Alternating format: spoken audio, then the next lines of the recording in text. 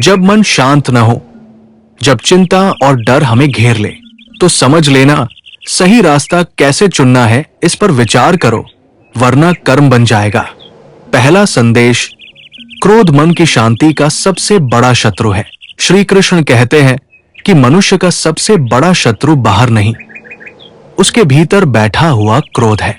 जब कोई हमें अपमानित करता है या हमारी इच्छा के विरुद्ध कुछ होता है तो मन तुरंत क्रोधित हो जाता है। लेकिन सोचिए, जब आप क्रोधित होते हैं तो सबसे अधिक नुकसान किसका होता है?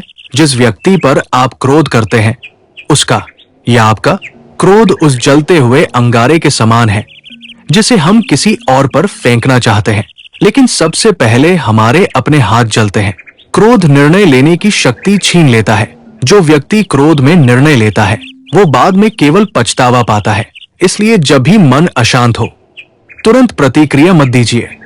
कुछ क्षण मौन रहिए, गहरी सांस लीजिए और स्वयं से पूछिए, क्या यह प्रतिक्रिया मेरे जीवन को बेहतर बनाएगी? अधिकतर बार उत्तर होगा नहीं। यही वो क्षण है जहां से शांति की शुरुआत होती है। दूसरा संदेश, अपना कर्म करो, फल की चिंता मत करो। आज अधिकांश लोग इसलिए परेशान हैं क्योंकि वे उस चीज की चिंता करते हैं जो उनके नियंत्रण में ही नहीं है। किसी को नौकरी की चिंता है, किसी को व्यापार की, किसी को भविष्य की, किसी को लोगों की राय की। लेकिन श्री कृष्ण कहते हैं, तुम्हारा अधिकार केवल कर्म पर है, फल पर नहीं। इसका अर्थ ये नहीं कि परिणाम महत्वपूर्ण नहीं है। इसका अर्थ है कि परिणाम की चिंता तुम्हारे वर्तमान को नष्ट नहीं करनी चाहिए। यदि किसान बीज बोने के बाद हर घंटे मिट्टी खोदकर देखने लगे कि बीज अंकुरित हुआ या नहीं, तो बीज कभी नहीं उगेगा। उसी प्रकार यदि हम हर दिन केवल परिणाम की चिंता करेंगे तो अपने कर्म पर ध्यान ही नहीं दे पाएंगे। इसलिए अपना सर्वश्रेष्ठ दीजिए, बाकी ईश्वर पर छोड़ दीजिए। तीसरा संदेश, मौन की शक्ति को पहचानो। जब मन अशांत हो तब हर बात का उत्तर देना आवश्यक नहीं होता। श्री कृष्ण हमें सिखाते हैं कि कई बार मौन सबसे बड़ी शक्ति है। मौन कमजोरी नहीं है, मौन वो स्थान है जहां मन स्वयं को सुनना शुरू करता है। जब संसार का शोर कम होता है तभी आत्मा की आवाज सुनाई देती है।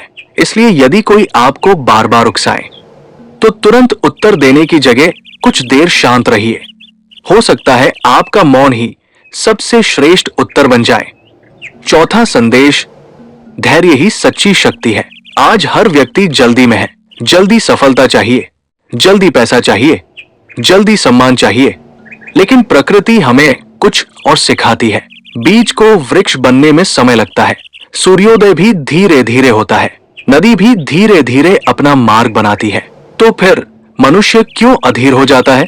श्री कृष्ण कहते हैं, धैर्य का अर्थ केवल प्रतीक्षा करना नहीं है।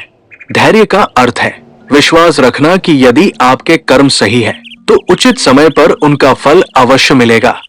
इसलिए कठिन समय आने पर घबराइए मत। हो सकता है ईश्वर आपको उस सफलता के योग्य बना रहे हों जिसकी आपने कल्पना भी नहीं की। अगले भाग में